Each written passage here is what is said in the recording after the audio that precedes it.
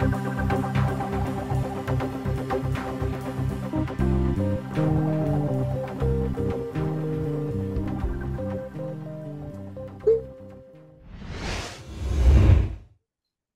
back to the Growing Band Director podcast. This is episode number 116. I'm very blessed to be here with Peter Boonshaft. For people who don't know Peter, Peter, I'm not going to say your bio because I'm not sure we have long enough. You're an inspiration to so many band directors, and I'm just very blessed to have you on. Thank you for being here. Oh, thank you so much, Kyle, for inviting me and for allowing me to be part of this. So we're going to be talking about so much today. I'd like to start with a section that really struck me about 13 or 14 years ago when I read it, from Teaching Music with Purpose. And it's the preface, and it's called A Little Old Man Who Knew. Mm-hmm. And I remember reading this and it hitting me so deeply. And now this podcast that we're doing is called The Growing Band Director, and it's that idea of the growth mentality. We're always improving and growing, getting better and all that. So could you summarize that for us? I sure can. It's one of my favorite stories. It's one I try to share with as many people as I can. It goes back to when I was a freshman in college.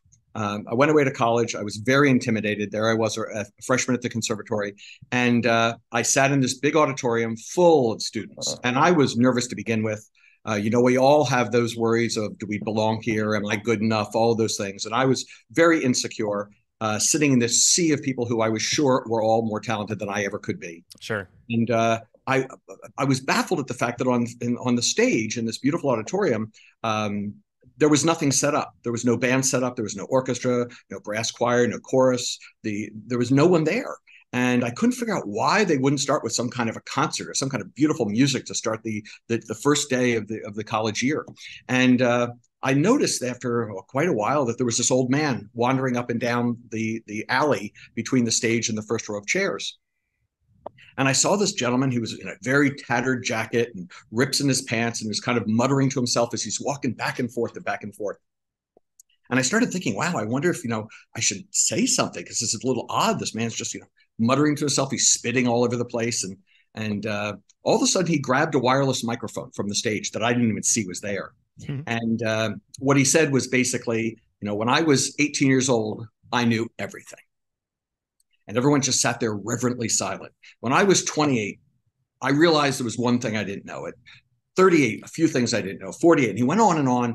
And he said, now I stand before you as an old man, and I don't know anything. And I sat there thinking about this, and he said, the most valuable lesson that I can pass along to everyone is that we don't know anything.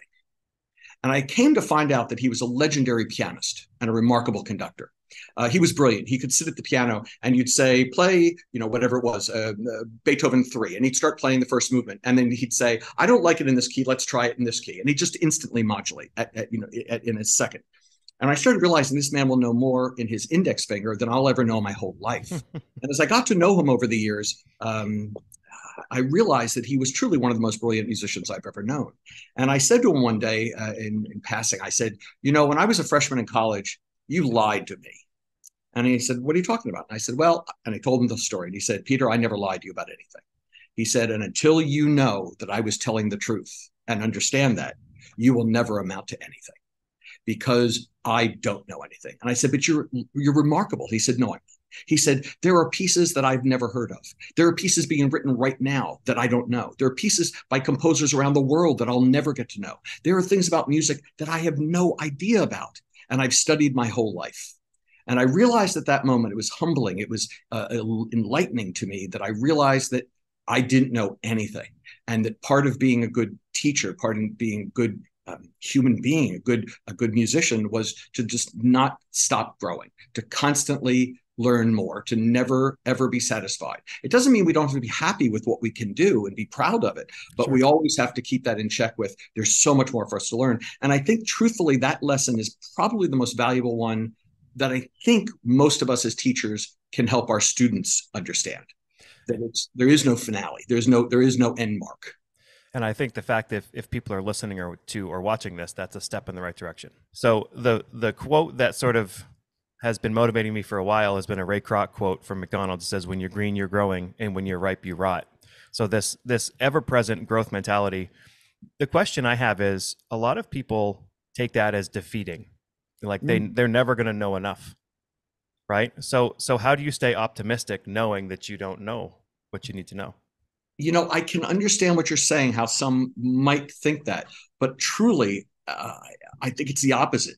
To me, it's inspiring, it's enlivening, it's exciting to think that no matter what we do, we're always going to get better at it. And again, we have to take stock in the fact that we are good at what we do, but that we got there because we learned more, Hmm. and that there's you look at the mountains ahead of you, and all you can see is a mountaintop. When you climb to that mountaintop, though, now you can see peaks that are even higher. And that's what I think the lesson is for all of us, is that we just the excitement, the idea. I remember finishing when I finished my doctoral orals. I had sat in a library, as most people do, for months and months and months, just reading everything I could, studying everything I could. And I finished, and I went and finished the doctoral oral exams, and they said, "Okay, you're done." And they shook my hand, and I remember having this bit of a panic attack, that no longer in my life would I have someone telling me to learn something. And you know what strangely enough, what I did is I went back to the library and I sat on the floor in the library reading more stuff, because it scared me. Would I keep learning despite the fact I didn't have someone telling me to? Hmm. And I think that's part of the journey for all of us as students, if you will, to keep going when we don't have to. Love And that. I think that's a beautiful thing for all of us, to be inspired to keep growing and getting better and better and better, because it's going to be more and more exciting. I love that. And people listening who know your work know you as a legendary conductor, as a legendary writer with all these works and everything that have inspired so many people. What was sort of the springboard to your writing career? It's a great question. I hope it won't. The answer won't bore you, I hope. I had no intentions of writing. Truth be known, if you had asked any of my English teachers in high school, they would have said there was a better chance of me being a hair model. Um, no intentions at all. Well, I started speaking at conferences, and I was invited by a remarkable woman from Pennsylvania. She was actually the president of the Pennsylvania Music Ed Association, went on to be the Eastern Division president, Carol Myers. Had seen me and asked if I would speak at her convention. And I said, "Oh, Dr. Myers, I don't do that." And she said, "Well, no, I want you to give a clinic." I said, "Well, I don't do that. That's not what I do." She said, "Well, yeah, I'm going to make you do it." And I said, "Well, you really can't make me." She said, "Yes, I can." She said, "The next Eastern Division conference is going to be in Springfield, Massachusetts, and I'm putting you in for a session. And if you don't come, I'm going to stand at the door and tell everyone you were too much of a coward to come." And I said, "Well, you really can't do that." She said, "Yes, I can." And we kind of joked back and forth, and I didn't think anything of it. A month later, I get this invitation. And I called her and I said, "Dr. Myers, I'm not going to do this." She said, "You really need to do this." So I did. I opened my mouth. I started speaking. I saw this room full of wonderful colleagues and teachers and friends, and I was addicted to it. So I started doing lots of that kind of thing, going out to different conferences. Hmm. People from other conferences would hear me and kindly invite me. And I was just very lucky. And after several years of this, a friend of mine who worked in music publishing stopped me at a conference, and he said, "So when's the book?"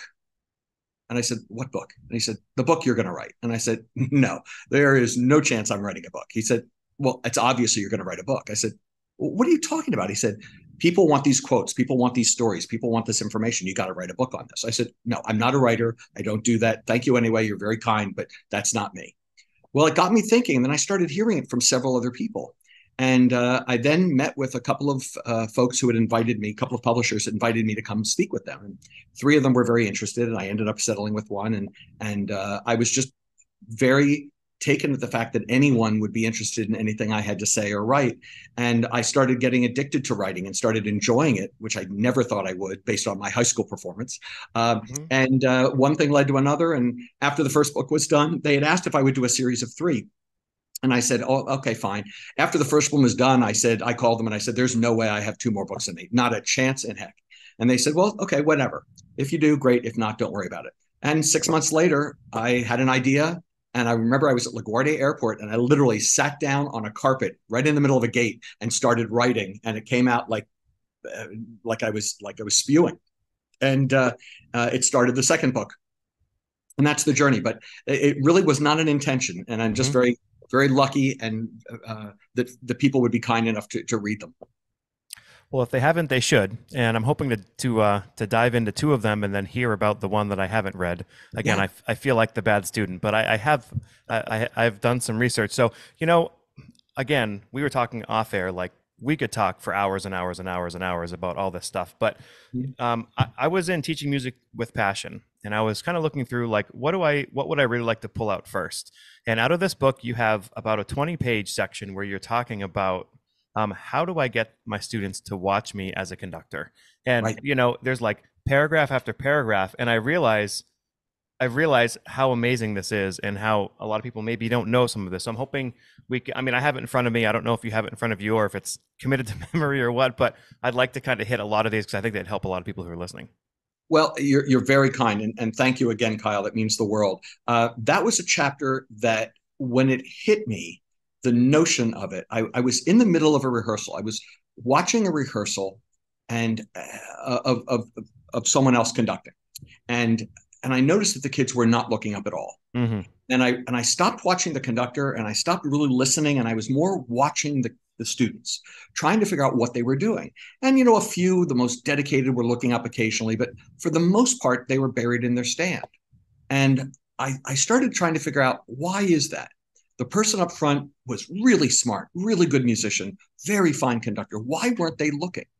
And that started me on this path of trying to figure this out.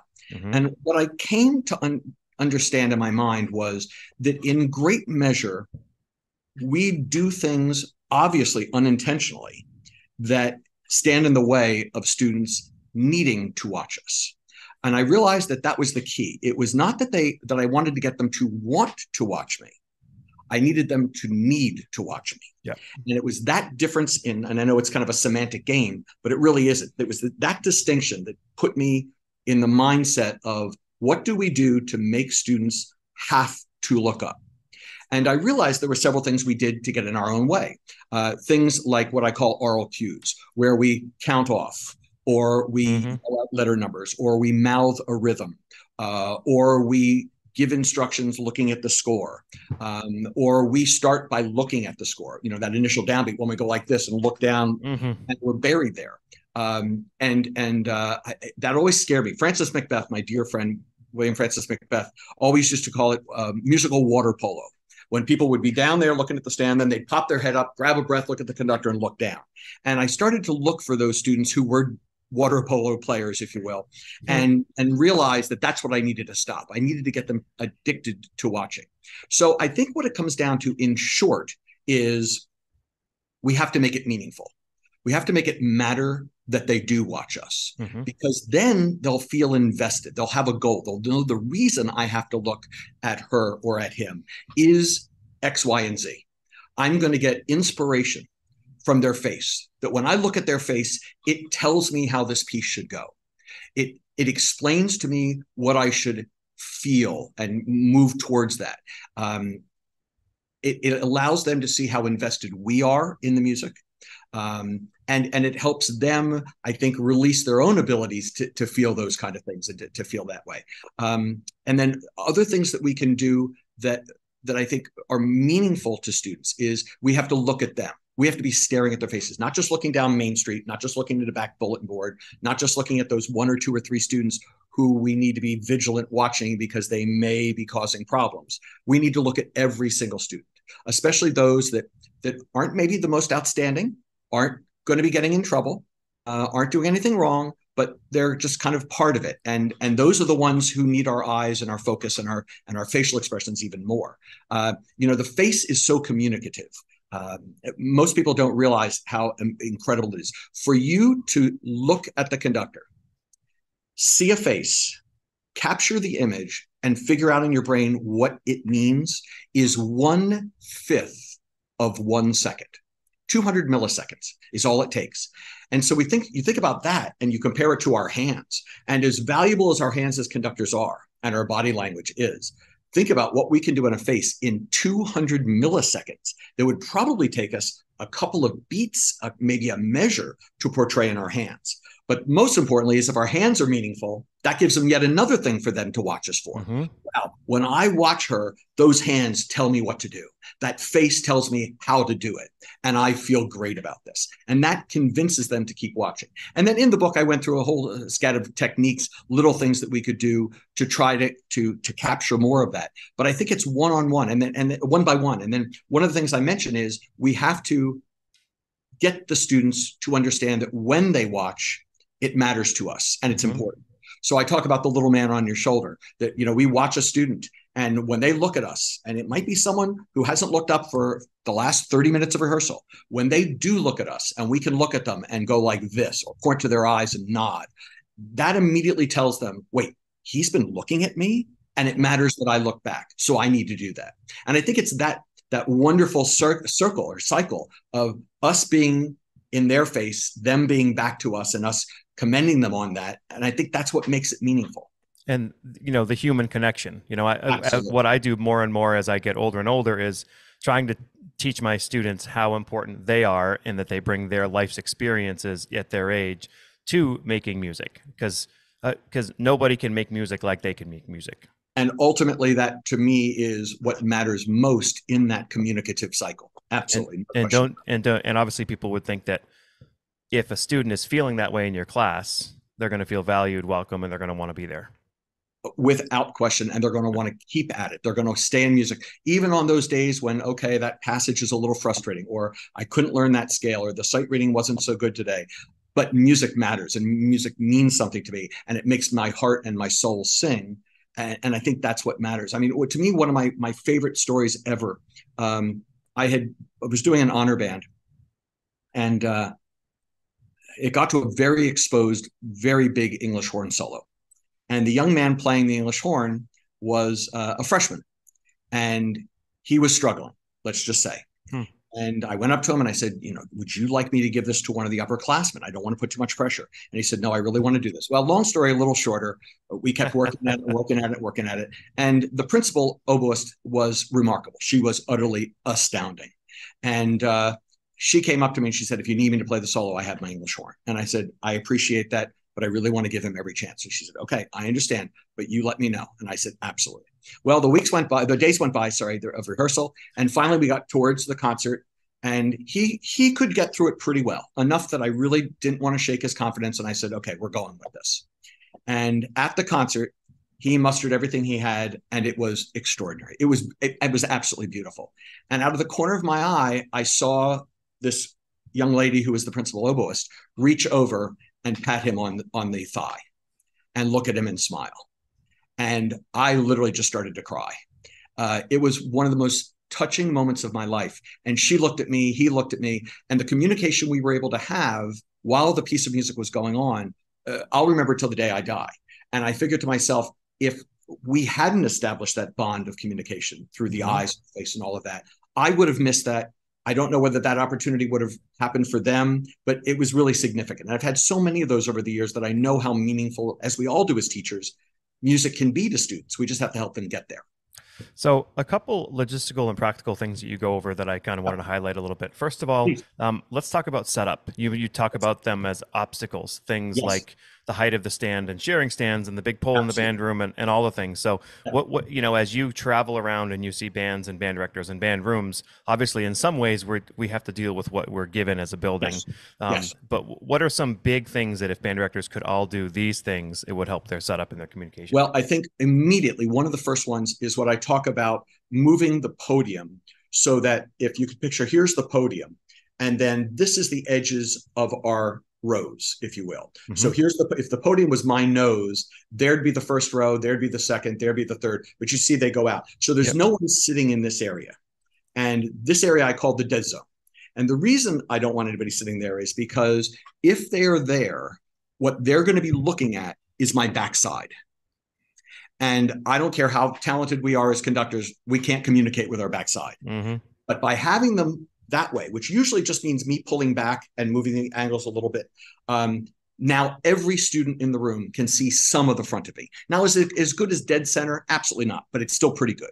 So that's the first thing that I do. The Mm-hmm. second thing I do is I make sure that the chairs are offset by half a chair, so that if this is the first chair and the second chair in a row, I don't know if you can see that, Yep. the next row I would have it offset this way, and then the So next row like this. so It's yeah, like a modern movie theater. each row, yeah, each seat is in the window of the two people in front of them. Exactly right. That Yep. window, which is the shoulders, between the shoulders. Now, will that solve the problem if someone is 6'4" and they're in the row behind you? Of course not. But by and large, it makes it so kids won't have to wrench their neck and do this trying to play. And Mm-hmm. I find that helps an awful lot. The third one that I do immediately is I tell students to angle their chairs to me. Because all too often, especially if we use more of an arc row than I do, the chairs are facing this way. So they're basically looking at each other. Mm-hmm. And unfortunately, that makes it not so easy for them to look at us. So I tell them to angle their chairs 45 degrees. So if this is their chair, they just simply turn it 45 degrees. So it's angled 45 degrees to me, so to speak. Mm-hmm. So they're angled facing. And I basically say, angle your chair and your music stand so you're facing right at my nose. And then the next one that I do immediately is I tell them then to raise their stance. And this I know speaks in the face of tradition, where for some reason, I think it goes back to the Dorsey days and bands like that, where the music stands were basically on the floor. And it grew to become, I know when I was in high school, the cooler you were, the lower your stand was. Mm-hmm. And unfortunately, that makes for kids looking at their stand, not looking at us.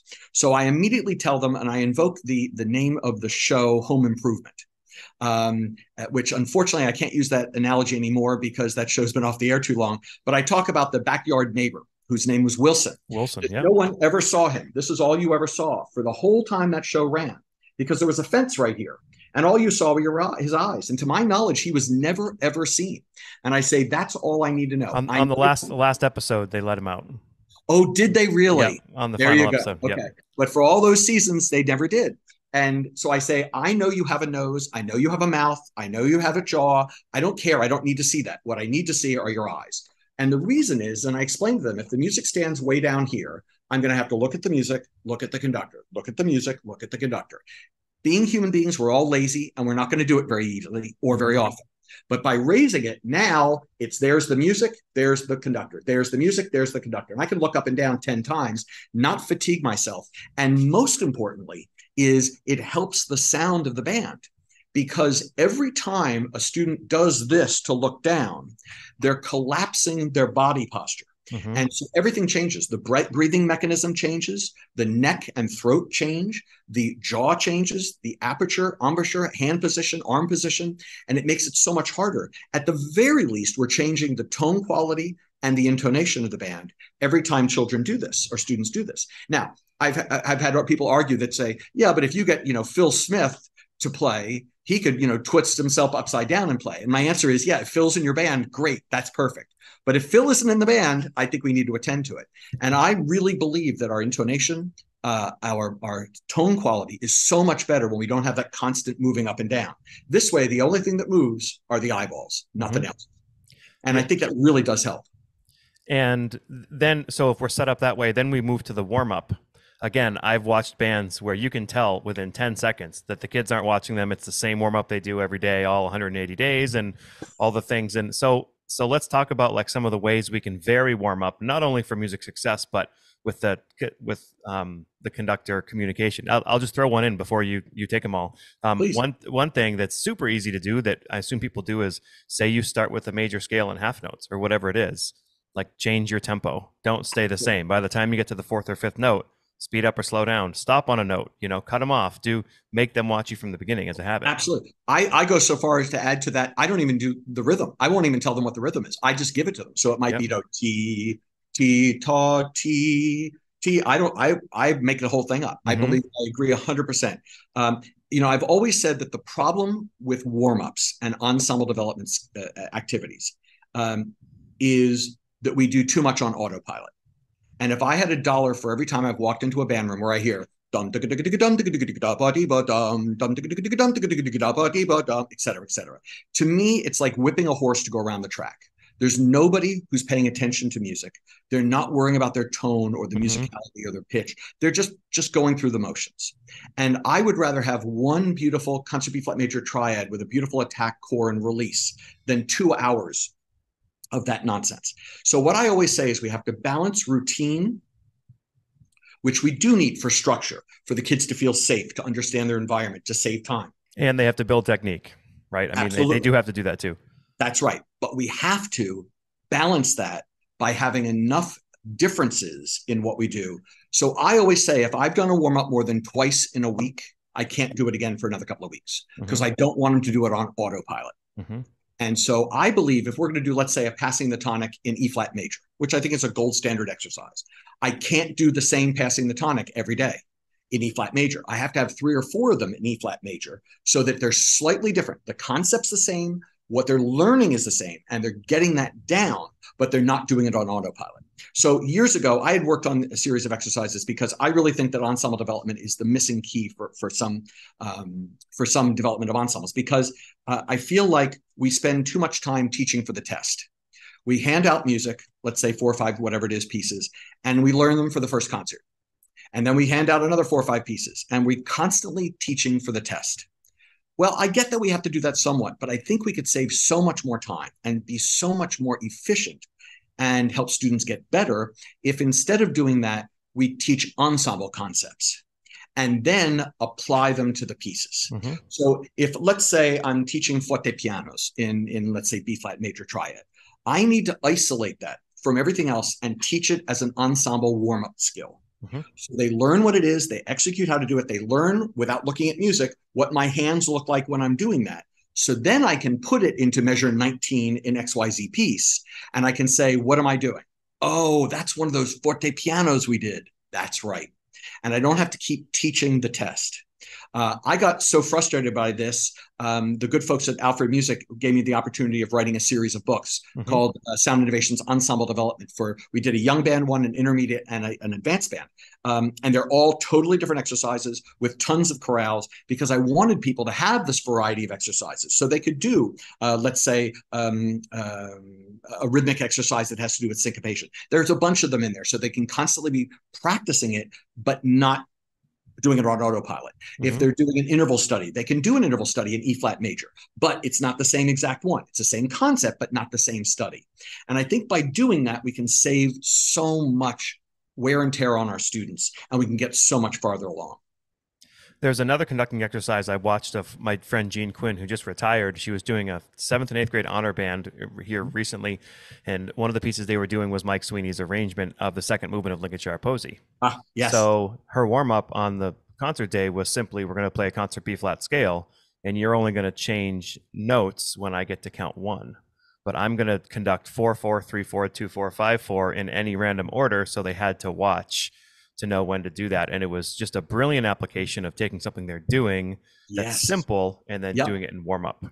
Anything, I love it. Anything that we can do where they're not having to read the fuzzy little black dots on a piece of paper, but can concentrate on us, on them, and on the skill at hand.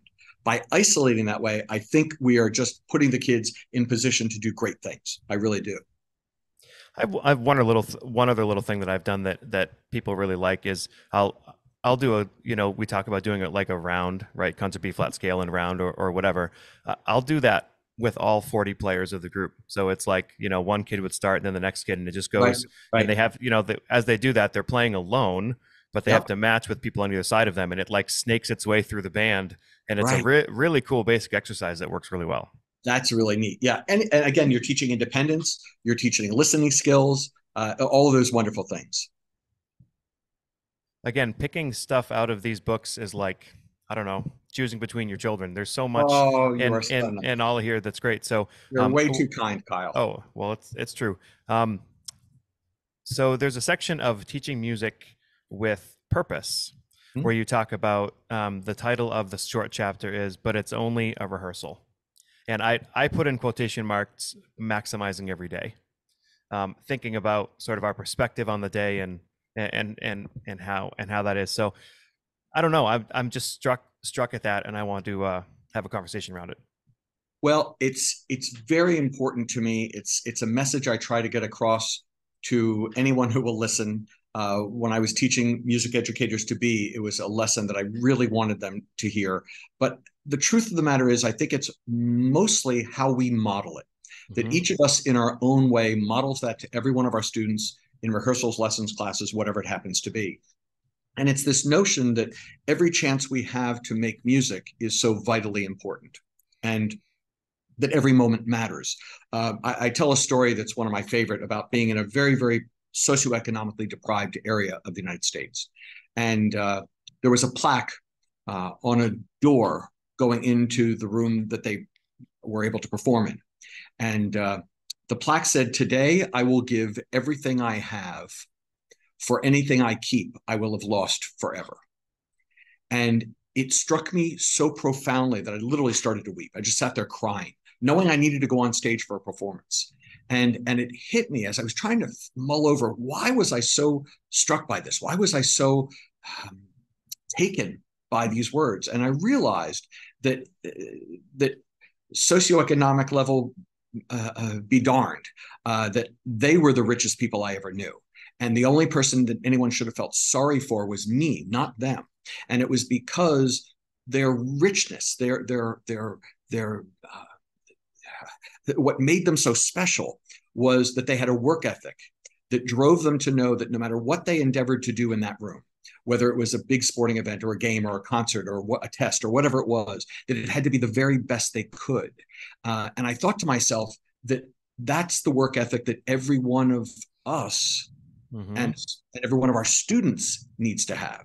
And I started thinking that that's really what's so important to get across in our rehearsals and classes, is that every second that we get to make music is a gift, and that we can't squander that gift. And yeah, can we tell a joke occasionally, and can we have a laugh, and can we take a moment to breathe? Yes, absolutely. But that the essence of what we do is that we have only this much time to make music today, and this much time to make this month, and this much in our lifetime, and that it's so precious that we have to value every moment. And this notion of and I've had people say, well, I'm not going to try that, or it's just a rehearsal, or I don't need to really get into it. It's just a rehearsal. But there is no such thing as a rehearsal for us. It's making music. That's the event. That's the thing. And the notion of the concert is what matters drives me out of my mind. Hmm. And I tell everyone, and I've told every all-state band I've ever conducted, every university band I've ever conducted, I could care less about the concert. And I've always said this. Ask any student who's worked with me. I could care less. I mean, I hope it goes well, but I could care less. What matters to me are the minutes that we work tirelessly in rehearsals to make music for one reason, to make music. Hmm. It's for us. It's not for an audience. It's not for a recording device. It's not for a television. It's not for radio. It's because we have the ability. They have the talent. They have the gift to make music. And I think that is ultimately, to me, one of the most valuable lessons we can give them. I love it. And the first part of that, as you were talking, struck me.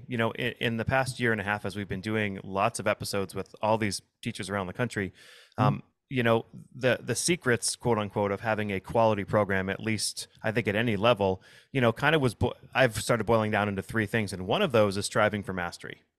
Really focusing that, because to me, when you're talking about making every day matter, Yeah. you're trying to make each day your masterpiece, right? Doing everything you can that day, and then closing the book and moving on and trying Yeah. again the next day. Yeah, absolutely.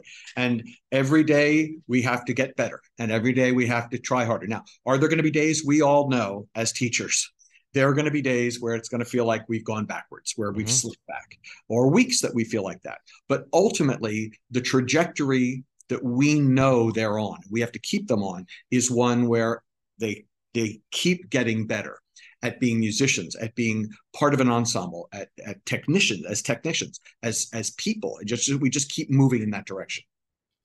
So now I want to hit the book that I have not read, and I'm very curious about the overall theme about this. Right. What led you to write Teaching Music with Promise? Promise. Teaching music with promise was the third in this series, and I have to tell you, people have always said, which is your favorite book, and I say I have three kids. I love them all equally, and it's very much the same with the books. I love them all equally. They are all different. There's nothing repeated in any of them.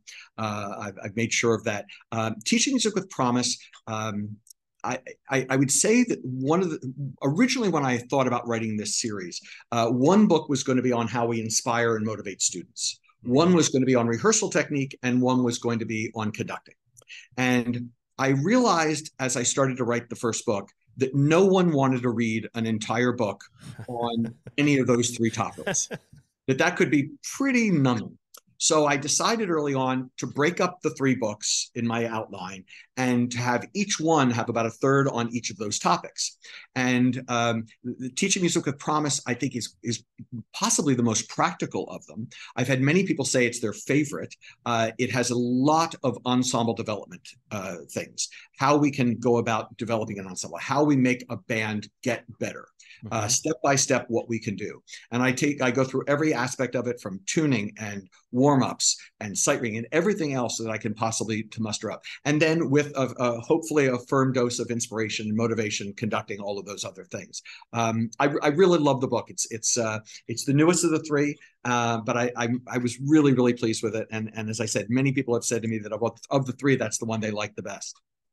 Okay, so without giving away too much in the book, what are a couple practical things that are from there we can do with our bands today? Well, there's so many things, it's hard to pick and choose, but if I had to pick a few of them, one of them is a little quote that I came across about the words yes if versus no because.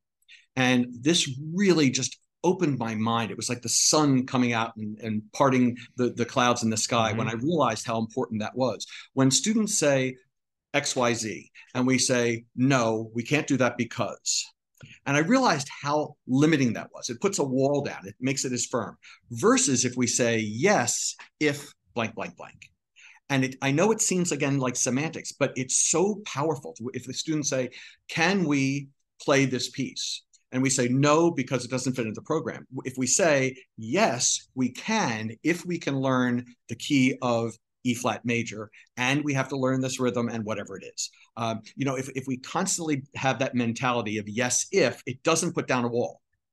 It might not make it happen, but it gives them that opportunity of what they need to do or why we're not doing it, so to speak.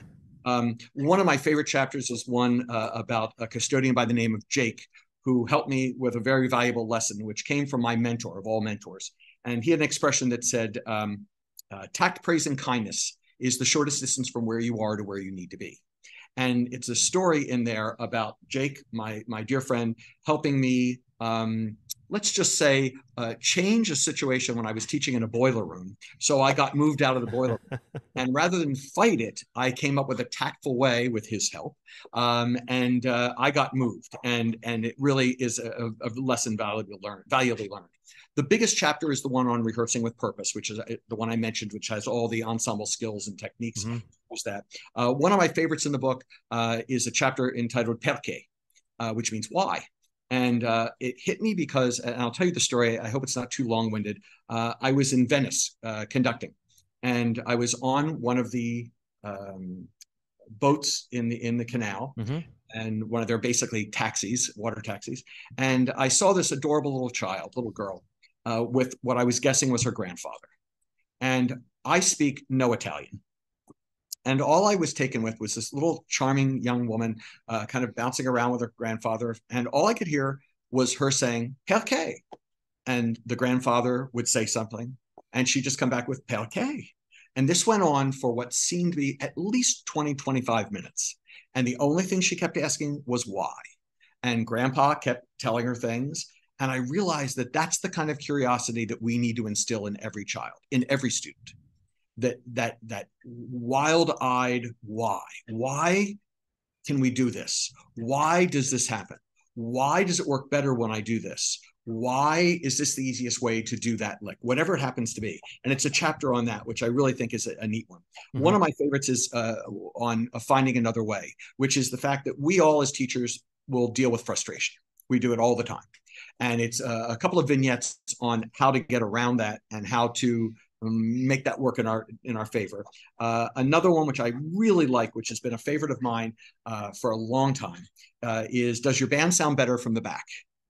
And it's what got me started on this was I was working with a band in Oklahoma, wonderful high school band, and I had conducted them for a couple of hours, and it was time for me to take a break and for their conductor to work with them for a half an hour or so. And they were a really good group, well trained, and I had a ball with them. But we really had some work ahead of us. This was the very first rehearsal for a week I was going to be there Hmm. as a guest conductor. And I knew we had a lot of work ahead of us with balance. That was my biggest issue. The balance I wasn't as pleased with. But I thought, you know what? We have 4 days till the concert. It's going to be fine. Well, in the back of their band room, they had stacked these giant packing cubes that they used to pack all the instruments for when they went on tour. And so I climbed up there with my towel and I was taking the sweat off my brow and sitting up there listening. And this fellow's name was John. John started rehearsing. And all of a sudden I thought, wow, this band's balance is amazing. Why is it so good for him? And it was so mediocre for me. And I thought, what the heck? What is the secret? What did he do? So I got down off the cartons and I started walking around the band. And as I got towards the front, it went right back to the just, let's say, okay balance. Mm-hmm. And all of a sudden it hit me that the band's sound in the back is very often much, much better balanced than that which we hear in the front. And I realized that the lesson that I had was that's why it's a challenge to get certain instrumentalists in the back of our band to really understand balance, because from their vantage point, it sounds great. Think about it. The trumpets, the flutes, all the higher end instruments are all way away from the tubas, and they're aimed by and large forward. So they're not getting blasted with all that soprano of our soprano, alto, tenor, bass pyramid, if you will. That's all aimed that way. The luscious French horn, well, for the most part, it's probably bell is aimed to them or somewhat like that. So think about it. The tubas are hearing a ton of tuba because it's that omnidirectional sound. So they're hearing a lot of tuba, very little soprano, and they're thinking, we are balanced. We have a beautiful pyramid that Francis Macbeth gave us. And I had to convince them that that's not the sound they had to balance to.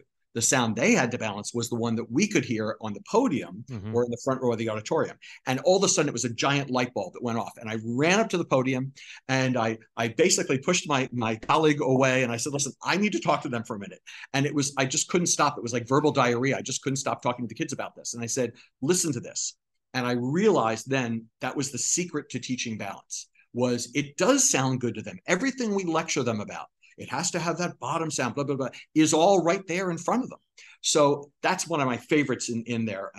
But there's just so many of them and a whole bunch on conducting. It's just, I really like the book. As you can tell, I'm very excited about it. Yeah, that's great. I love it.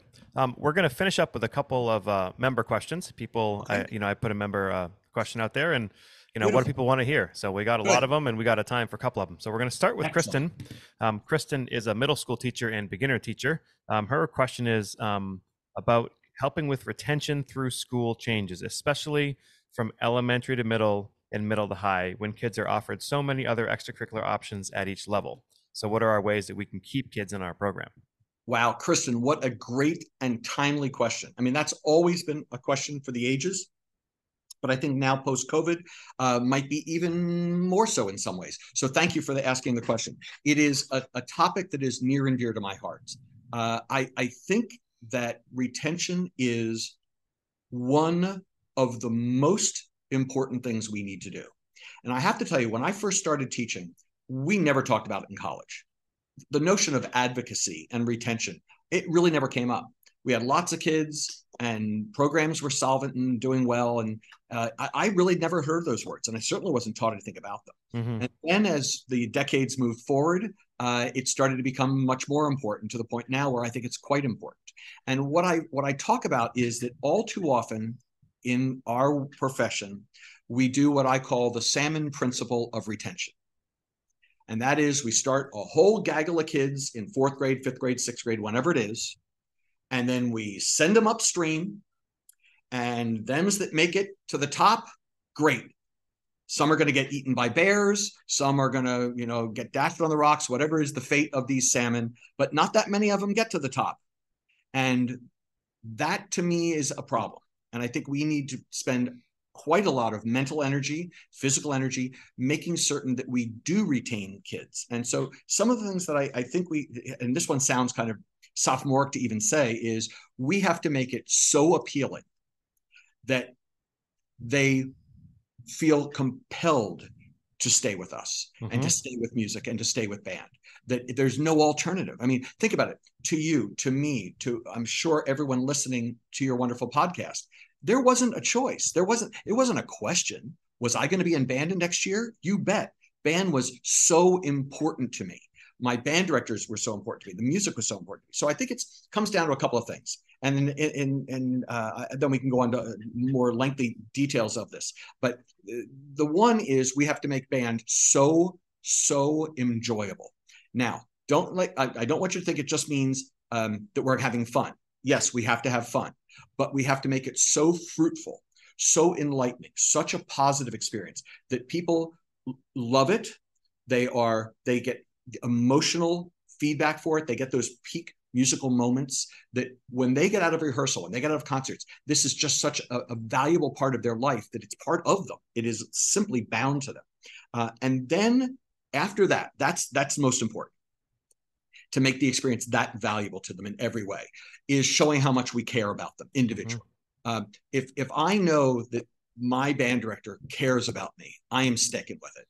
Even on the days where I'm done, I don't want to play that anymore, I'm going to stick with it because I know when they come up and say, hey, you're doing a great job, or write a little note home to my folks and say, Peter did okay today. He didn't slouch once in band, or, Peter did great. His posture was perfect. Make sure you tell him that. So things like notes home, talking to the kid and just walking up to kids and saying, you were really great today.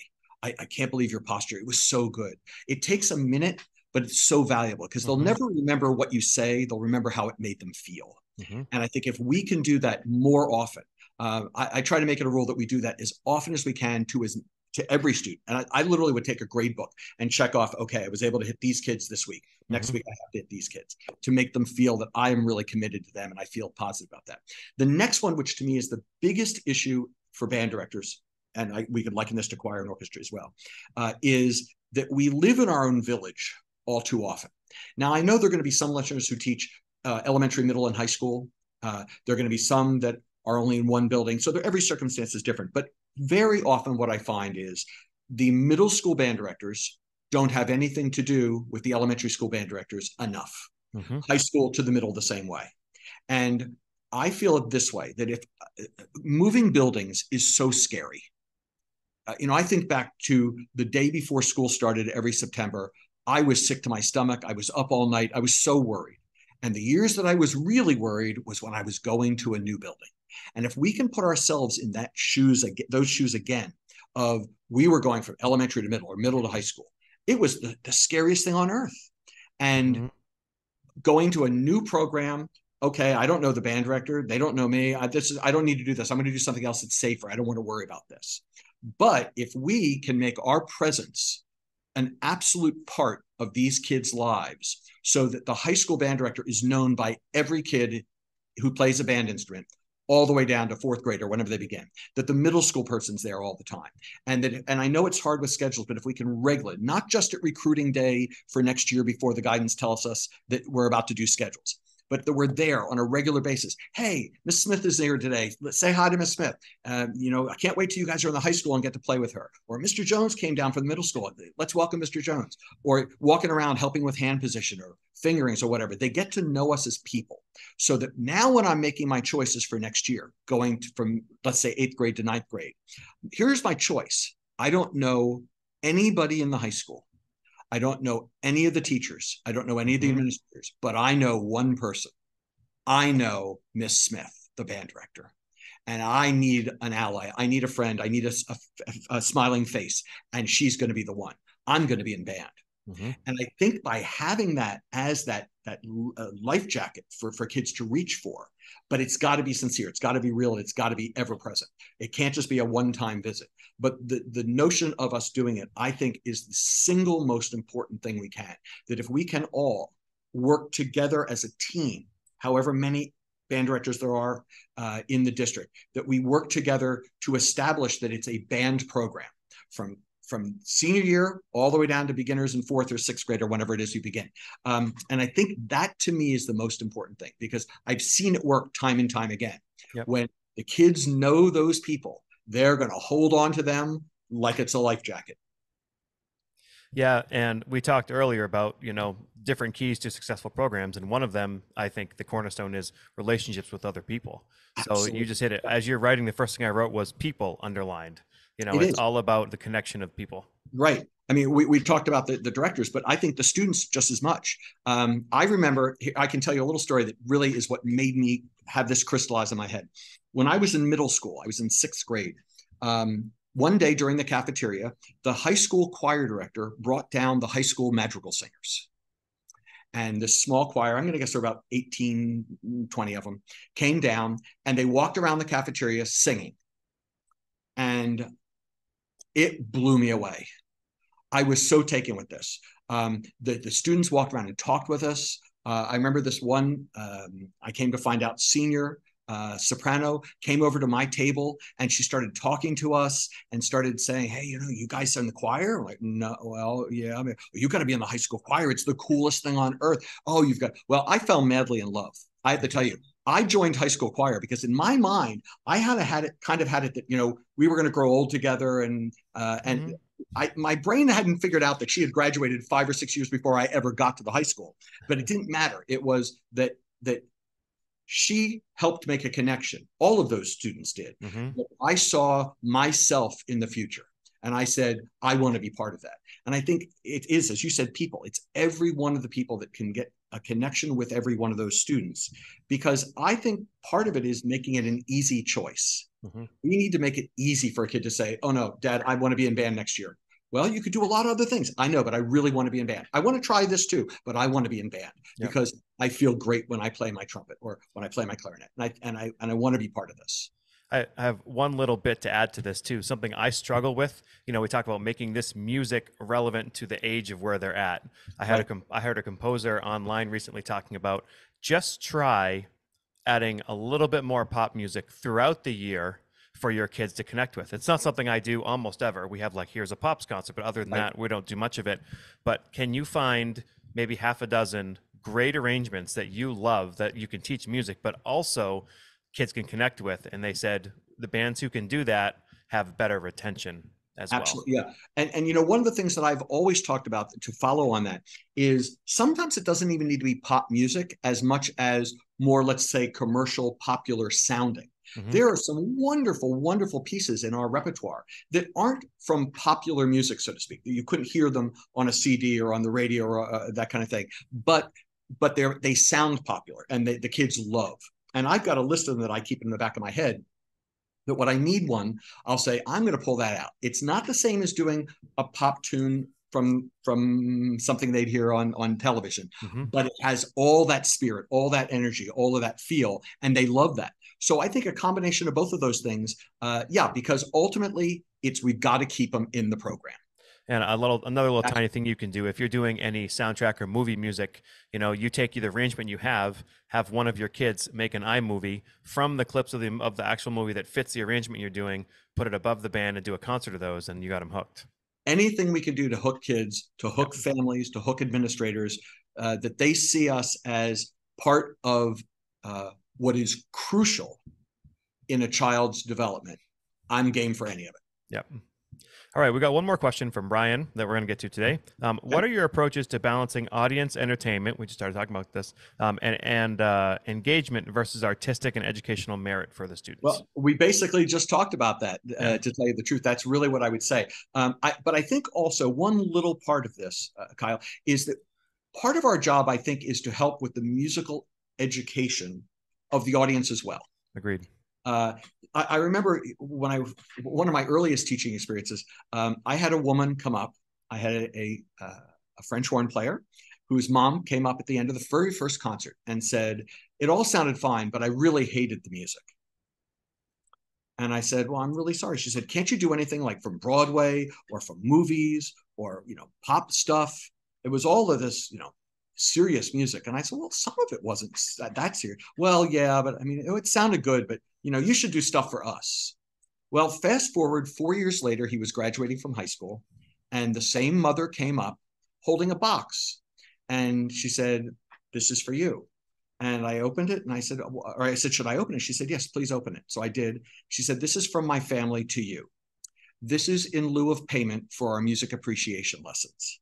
Hmm. She said, "Do you remember when I stood on this podium 4 years ago and talked to you?" And I said, "Yes, I do." She said, "I now get it." She said, "You taught us as much as you taught the kids." Hmm. And I still have that beautiful glass vase on my desk in my home. It really, brought a tear to my eyes because I thought that is part of what we do.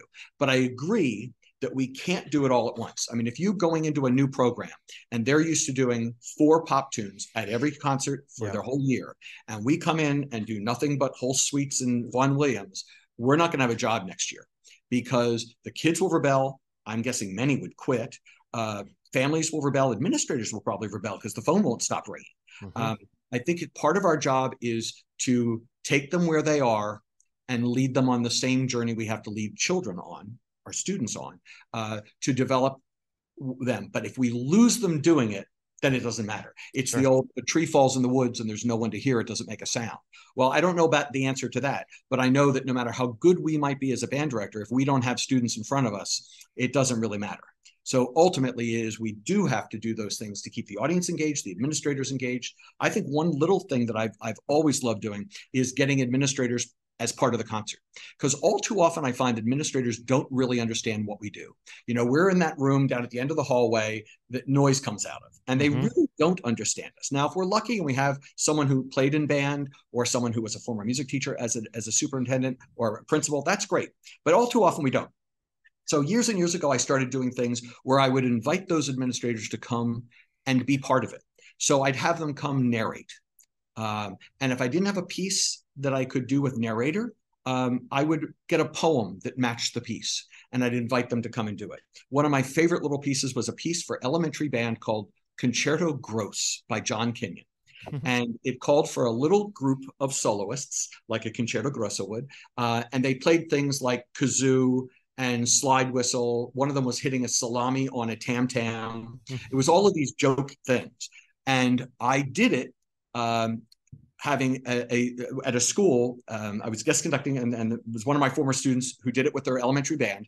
And she got, as this group of soloists, the superintendent, all of the building principals, the chairman of the school board, director of curriculum, all of these people, these administrators came, and they Brilliant. played all these goofy instruments. Now, they didn't really need to read music. I could just point to them. But what it did is, first of all, the kids thought it was a hoot because there were all these important people in their lives making silly sounds. But what the importance was that those administrators, for some of them at the first time in their life, figured out, understood what it is we do. More importantly, what it is our kids do. Hmm. All of a sudden they realize, wait, the director's standing there waving their arms. The kids understand it, react to it. So that language they understand. Then they're reading those dots on a page, that graph that means something to them, foreign language terms. They're counting, they're doing fractions, and in their brain as administrators are saying, holy moly, these kids in this environment are doing things that are so extraordinary. All of a sudden, music has a better place at the table. Hmm. All of a sudden, we're now understood a little bit better. Having a principal come and read a narration, they have to sit through our rehearsal and be part of this. They now understand what our kids are doing in those rehearsals. And I think it can only help the process. And I've seen it so many times, time and time again, where it really does help the process. Another practical one that I'm doing again this year, I've done before. I have my superintendent who loves reading, and reading is very important. Yeah, 'Twas the night before Christmas. We're doing the Jack Bullock arrangement in Easy Grade absolutely. 3, and Yeah, the kids put on their PJs and come on up, and it's brilliant. yeah. Also for beginning band, Aunt Rhodey's Appetite is one of those pieces that you can get a bunch of teachers in, and it's hilarious. It's a riot. All of those things. And I'll bet you money that if you find those young kids when they're seniors in high school or college students, I bet you say, what are some of the most memorable pieces from elementary school? Hmm. They're only going to remember those really funny ones, like Sure. those really cool ones, or those that made them feel something in their heart. Yep. And I think what better gift to give kids? Peter, thank you so much for being on. Appreciate it so much. Kyle, it's my pleasure. Thank you so much. I hope we can do it again. And I wish you and all your listeners all the best for a wonderful school year. We sincerely appreciate you taking your valuable time and listening to the Growing Band Director podcast. Your students are very lucky to have a band director like you. If you have any suggestions for episode topics or think you have an area of expertise to share on a show with us, please reach out. If you enjoyed this episode, don't forget to subscribe. And if you want to help spread the word, please give us a 5-star review and tell your band director friends to subscribe as well. We're available on Apple Podcasts, Spotify, our YouTube channel, and wherever you listen to podcasts. Thanks for listening to The Growing Band Director. See you next week.